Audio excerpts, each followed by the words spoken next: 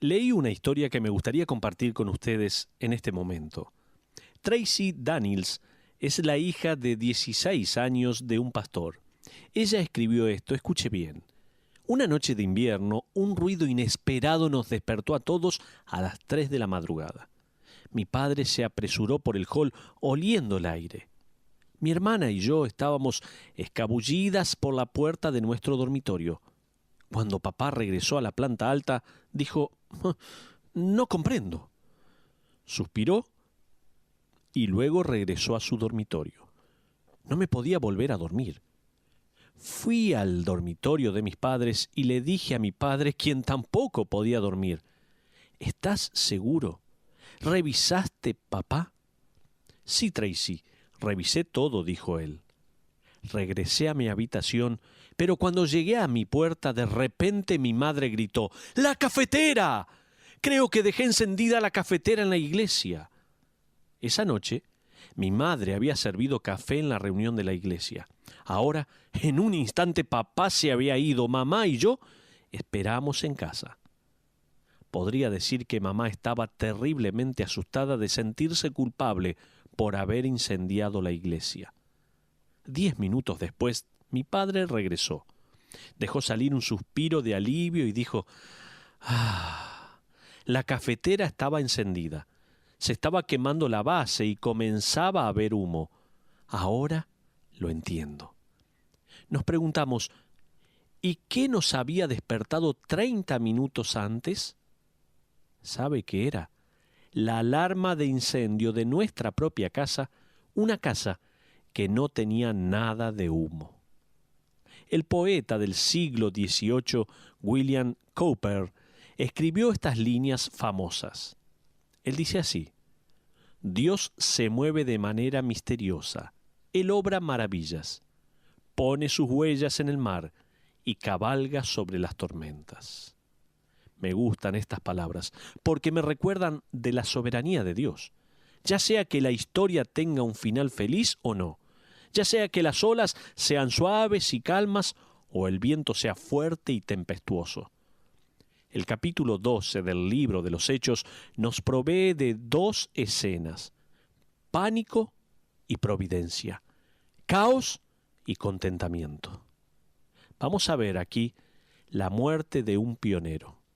La escena, en Hechos capítulo 12, inicia con la muerte de un pionero. Observemos, por favor, Hechos capítulo 12, versículos 1 y 2. Dice la Biblia, «En aquel mismo tiempo el rey Herodes echó mano a algunos de la iglesia para maltratarles, y mató a espada a Jacobo, hermano de Juan». Ahora, el punto principal del capítulo 12 es la liberación de Pedro. Esta nota sobre Juan es una nota al pie, un breve obituario en el registro inspirado. Pensarías que Jacobo, uno de los 12 apóstoles, tendría un poco más de cobertura que un obituario de una oración. Tan solo 7 palabras en el texto en griego. Pero mientras pensaba en la brusquedad de esto, como cualquier obituario, no es tanto lo que se dice sobre ellos, sino cuánto hayas conocido o no de ellos. Si los conocías, no se necesitaba decir nada, excepto que se habían ido. Para aquellos que conocían a Jacobo, la breve declaración de Lucas sería suficiente como para atraer lágrimas y dolor. Y el dolor se sentiría en toda la iglesia. Seguramente un hombre se afligiría en profundidad, su hermano Juan. Si has leído los evangelios, entonces sabes que cada vez que uno de estos hombres jóvenes era mencionado, el otro estaba a su lado. Siempre era Jacobo y Juan. Juan y Jacobo, ¿se acuerdan? Ellos, junto a Pedro, formaban el núcleo más cercano de Cristo, el cual generalmente era Pedro, Jacobo y Juan. Quizás recuerdes cómo Jacobo y Juan forzaron a su madre para pedir que Jacobo y Juan se les permitiese sentarse a los lados de Cristo en el reino venidero. A los otros discípulos no les gustó eso, no porque pensaban que era una actitud orgullosa, sino porque Jacobo y Juan lo pensaron primero. Estos dos hermanos eran inseparables. Ahora uno había sido decapitado. Jacobo se convierte en el primer apóstol que sufrió una muerte martirizada. Mientras que la Biblia no menciona un juicio, los escritos históricos sí lo hacen. Clemente de Alejandría, a principios del siglo II, escribió que Jacobo caminó desde la corte al lugar de ejecución. El soldado que lo escoltaba estaba tan conmovido luego de presenciar el juicio y el testimonio de Jacobo sobre su fe en Cristo ante los oficiales romanos, que él mismo también confesó a Cristo. Como resultado, el soldado también fue guiado para ser ejecutado juntamente con Jacobo. Fueron noticias trágicas para la iglesia que Jacobo, uno de los 3 apóstoles más cercanos a Jesucristo, había sido asesinado. Recuerda, estamos en Hechos capítulo 12 viendo la muerte de un pionero, pero ahora quiero ver la detención del apóstol Pedro. Se iba a poner peor aún la situación. Observa el versículo 3. Dice, y viendo que esto había agradado a los judíos, procedió a prender también a Pedro. Eran entonces los días de los panes sin levadura.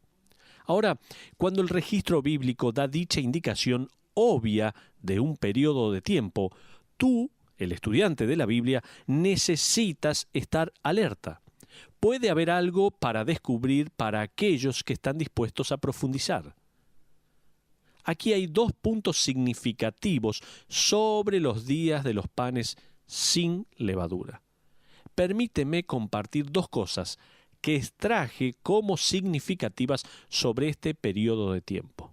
Primero, los días de los panes sin levadura son los días de la celebración de la Pascua. Durante la celebración, todos los judíos fieles registraban de arriba abajo sus hogares y tiraban toda la levadura. La levadura era el símbolo de lo malo y de la desobediencia. Ellos barrían toda la levadura de sus hogares. Por lo tanto, de una manera simbólica, los judíos fieles están purgando los pecados de sus hogares. Y aún así, están permitiendo que el pecado permanezca en sus corazones. Están a punto de demandar la muerte de otro cristiano. La nación de Israel se está liberando de los símbolos externos del pecado. Sin embargo, los secretos internos del pecado son bienvenidos. La segunda cosa que esto trae a mi mente es cómo este momento debió haber afectado a Pedro. Antes, en el Evangelio de Juan, el Señor resucitado le había dicho a Pedro que él sufriría una muerte de mártir. Las manos de Pedro serían atadas y sería llevado a donde él no quería ir. Ahora, el Señor le dice que esto ocurriría cuando él fuera grande. Y Pedro es, por lo menos, de 15 a 20 años más grande en este momento. Además, cuando más tarde el Señor indica que Pedro lo seguiría, insinuando quizás que moriría de manera similar a Cristo, me resulta fascinante que Pedro está a punto de ser ejecutado en el mismo aniversario de la propia crucifixión de Cristo, la Pascua. Te digo esto porque creo que tanto le concernía a Pedro. Esta era su última noche sobre la tierra. Pero estamos viendo aquí la muerte de un pionero, la detención del apóstol Pedro, pero veamos la determinación de la oración ferviente. Continuemos ahora en Hechos capítulo 12 y observemos los versículos 4 al 6. Dice así la Biblia: y habiéndole tomado preso, le puso en la cárcel, entregándole a 4 grupos de soldados cada uno, para que le custodiasen, y se proponía sacarle al pueblo después de la Pascua. Así que Pedro estaba custodiado en la cárcel, pero la iglesia hacía sin cesar oración a Dios por él. Y cuando Herodes le iba a sacar, aquella misma noche estaba Pedro durmiendo entre 2 soldados, sujeto con 2 cadenas, y los guardas delante de la puerta custodiaban la cárcel. Hasta ahí la porción que vamos a leer en este momento. Lucas agrega todos estos detalles para mostrar a los cristianos que este era un caso sin esperanzas. El verdugo estaba afilando su espada. Faltaban solo unas horas antes del amanecer. Te aliento, sin embargo, a que marques la bisagra de esta narración. Son 4 palabras que se encuentran en el versículo 5. Dice: hacía sin cesar oración. El Espíritu Santo, a través de Lucas, quiere que nosotros no pasemos por alto el contraste. Pedro ha sido interceptado, pero la iglesia está intercediendo. Pedro está en prisión, pero la iglesia está en oración. Ahora bien, como descubriremos en un momento, la iglesia ahora y en este momento tiene mucho que aprender sobre la oración, pero la iglesia estaba orando. La palabra traducida como fervientemente en el versículo 5 puede ser traducida literalmente como extendida. Quizás estaban orando sobre sus rostros ante Dios. Herodes piensa que es más grande que la iglesia, pero él no conoce a la iglesia. Piensa que es más poderoso que Dios, pero en realidad no conoce a Dios. Herodes no mató a Jacobo porque Dios fue tomado fuera de guardia. Jacobo fue asesinado porque Dios lo quería en su hogar. No tengo dudas que la iglesia oró también por la liberación de Jacobo, pero Dios tenía otros planes. En cuarto lugar, veamos la liberación del apóstol Pedro. Ahora observemos los versículos 7 y 8. Dice así la Biblia: «Y he aquí que se presentó un ángel del Señor, y una luz resplandeció en la cárcel, y tocando a Pedro en el costado le despertó, diciendo: Levántate pronto. Y las cadenas se le cayeron de las manos. Le dijo el ángel: Cíñete y átate las sandalias. Y lo hizo así, y le dijo: Envuélvete en tu manto y sígueme». Vamos a detenernos en este punto. ¿Por qué tendríamos que tener todo un versículo sobre Pedro vistiéndose? ¿Se preguntó eso? El ángel lo lleva paso a paso. Esto es como con mi hija de 3 años. Ahora, Charit, ponte las medias. Muy bien. Ahora ponte tus zapatos. No, ese es el pie equivocado. Eso es, así, de esa forma. Es como que le está diciendo: Pedro, ponte tu ropa. Ahora ponte tus sandalias. Ahora envuélvete en tu manto. ¿Pero por qué? Una razón es que Pedro piensa que está soñando. No será hasta que se encuentre fuera de la prisión que comprenderá completamente que ha estado involucrado en un escape milagroso. Aún así, quizás hay otro punto que mencionar. Varios comentaristas que he leído remarcan que aun cuando Dios obra un milagro, Él no hará lo que una persona puede hacer. Piénsalo. ¿Por qué no vestir automáticamente a Pedro? Podría ser una cosa. Dios podía quitarle las cadenas, seguramente podía envolverlo en un manto completamente. Entonces, ¿por qué no lo hizo?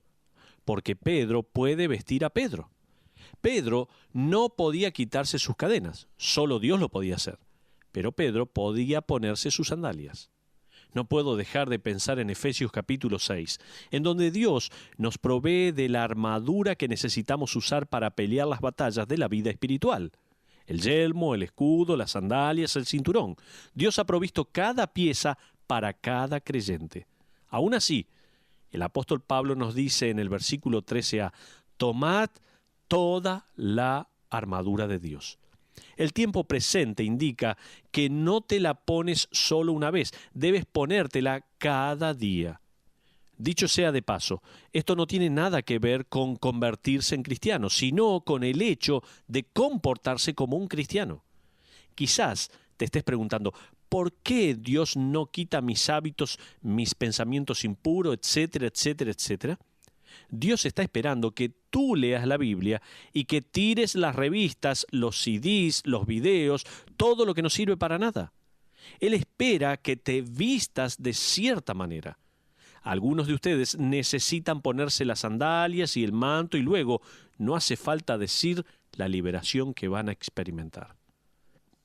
Observa los versículos 9 y 10 en su primera parte. Dice: y saliendo le seguía, pero no sabía que era verdad lo que hacía el ángel, sino que pensaba que veía una visión. Habiendo pasado la primera y la segunda guardia, llegaron a la puerta de hierro que daba a la ciudad. Dicho sea de paso, esta puerta era maciza y se necesitaban varios hombres para poder abrirla. Estaba hecha de hierro y tenía un enorme cerrojo. Y continúa el relato diciendo, la cual se les abrió por sí misma.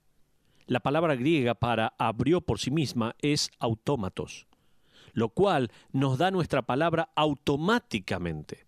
Cuando leí este versículo pensé sobre el maravilloso testimonio de un estudiante africano que conocí en el Instituto Bíblico. Él había sido aceptado en la universidad y había venido para prepararse para el ministerio. Su pueblo tenía muy poca de la tecnología que nosotros dábamos por sentada, y él vería cosas y experimentaría situaciones que nunca hubiese soñado. Cuando su avión arribó en los Estados Unidos, él tenía que buscar sus bolsos y dirigirse fuera de la terminal para tomar un taxi. Sus brazos estaban cargados y mientras caminaba hacia la salida, se dio cuenta que salir por las puertas sería un problema. Tenía miedo de sacar algunos bolsos y dejarlos en la vereda fuera del aeropuerto, mientras regresaba por los otros, ya que alguien se los podía robar. Al sentirse un poco angustiado por la situación, dijo en una breve oración, «Ayúdame, Señor». Justo en ese momento se paró en la alfombra de goma y las puertas de vidrio se abrieron de par en par. Gritó en voz alta, «¡Gracias, Señor!». Un problema que tenemos es que con mucha frecuencia explicamos las cosas como producto de la casualidad o de la suerte. No hay ninguna mención sobre lo que Dios hace en nuestras vidas cada día y que nosotros no vemos. Qué ingratos somos muchas veces. Continuemos con los versículos 10b y 11. Dice la Biblia, y salidos pasaron una calle y luego el ángel se apartó de él. Entonces Pedro, volviendo en sí, dijo, «Ahora entiendo verdaderamente que el Señor ha enviado su ángel y me ha librado de la mano de Herodes y de todo lo que el pueblo de los judíos esperaba». ¡Ah! ¡Qué maravilloso! ¿Qué sucedió con el ángel? Desapareció tan rápido como apareció. No se quedó a tomar una taza de café con Pedro y a contarles novedades maravillosas de los cielos. No le ofreció a Pedro consejo en algún tema ni lo ayudó a tomar una decisión. Esa clase de cosas solo pasa en la televisión.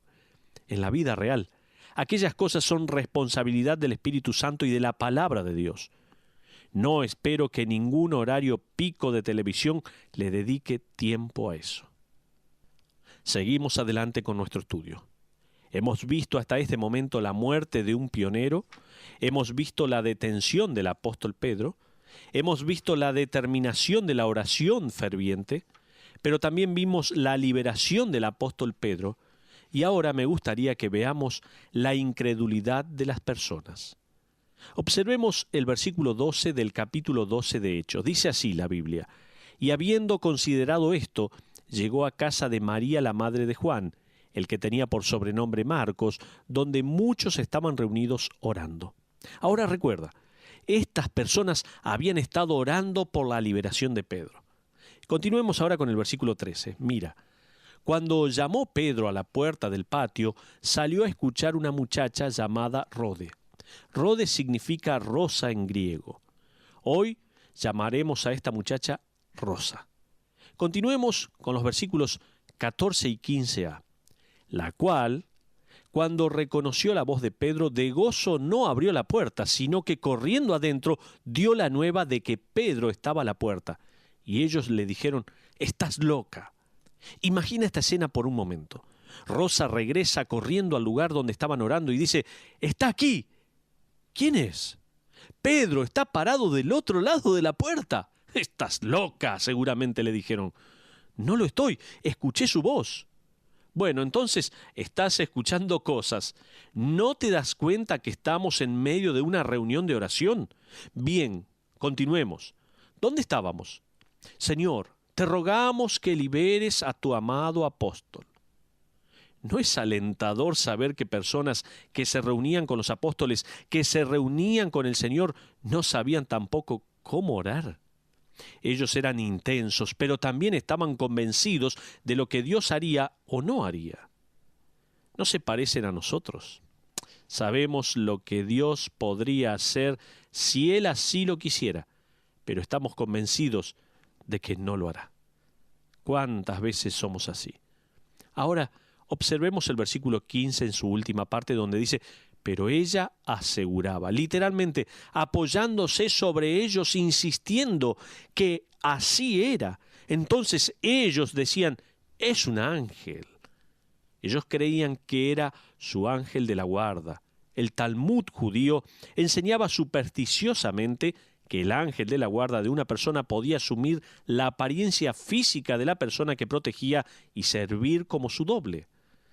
Parece que como los creyentes no querían creer la verdad, quedaron sin otra explicación más que una respuesta supersticiosa. Debido a lo que pasó luego, tengo la sensación de que Rosa debió haber formulado la siguiente pregunta.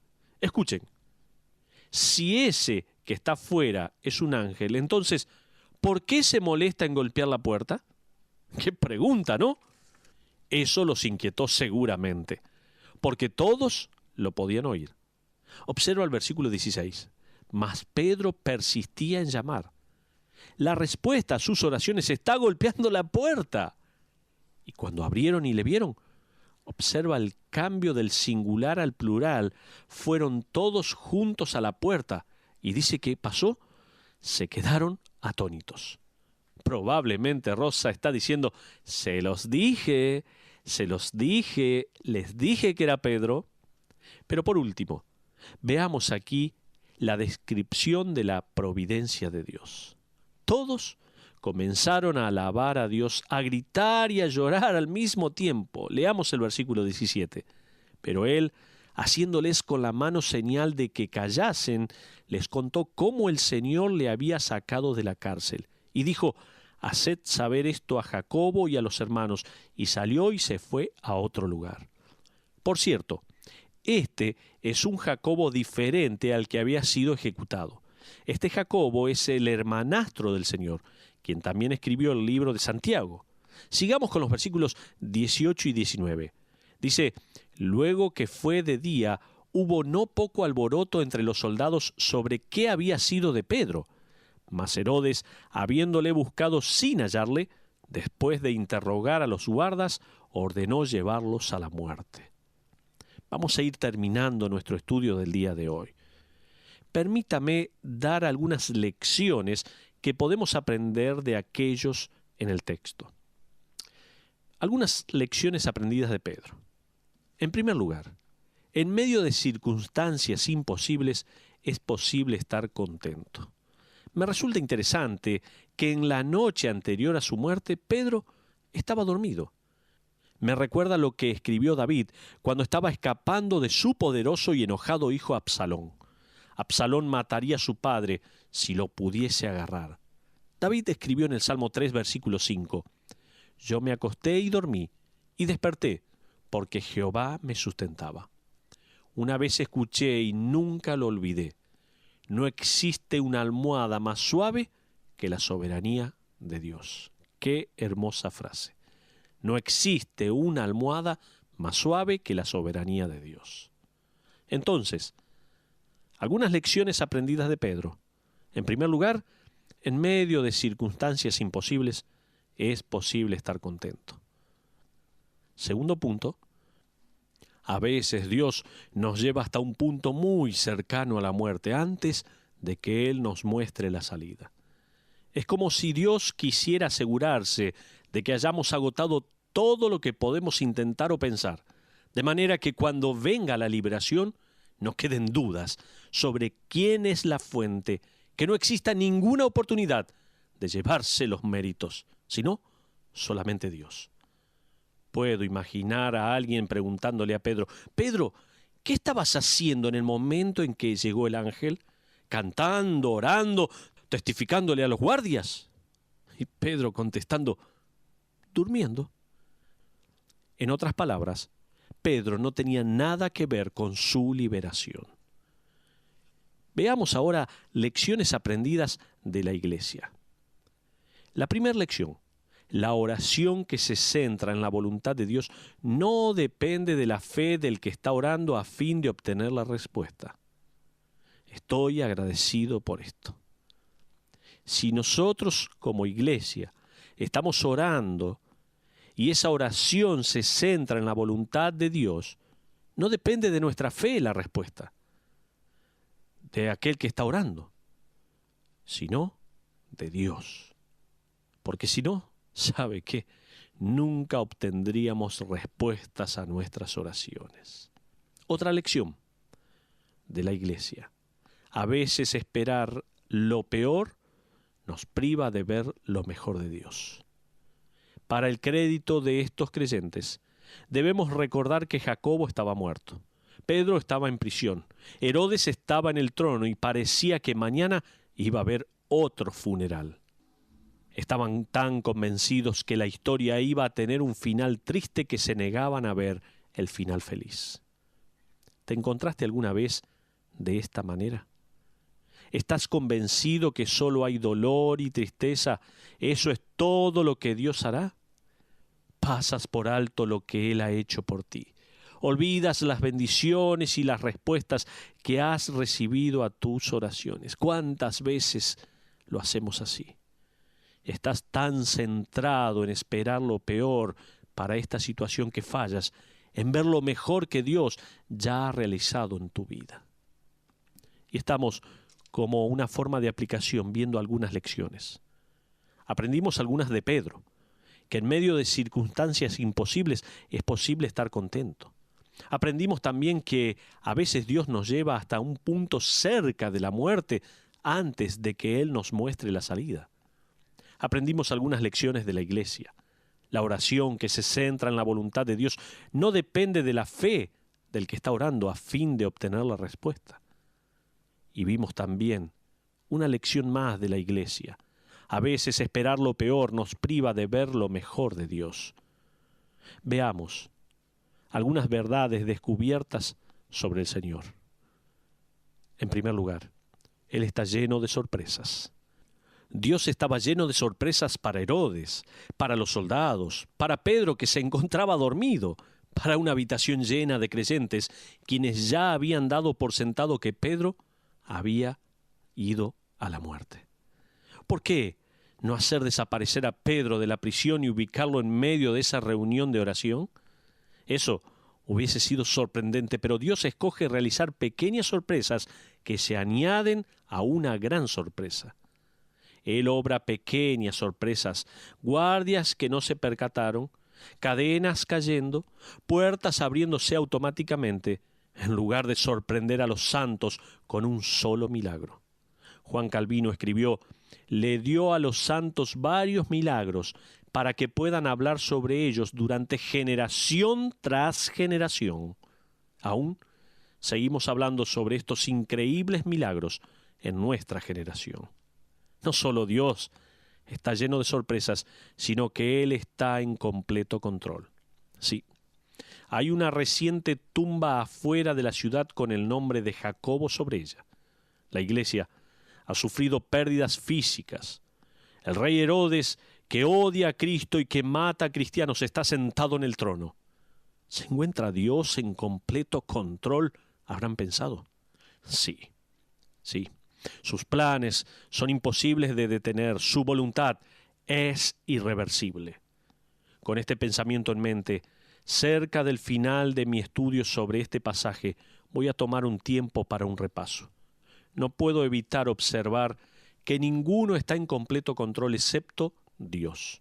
Herodes no está al control, aun cuando está doblando cada músculo. La iglesia tampoco lo tiene todo. Está orando con conclusiones preconcebidas. Pedro no está al control. Ni siquiera está totalmente consciente de lo que está sucediendo mientras tambalea por las calles.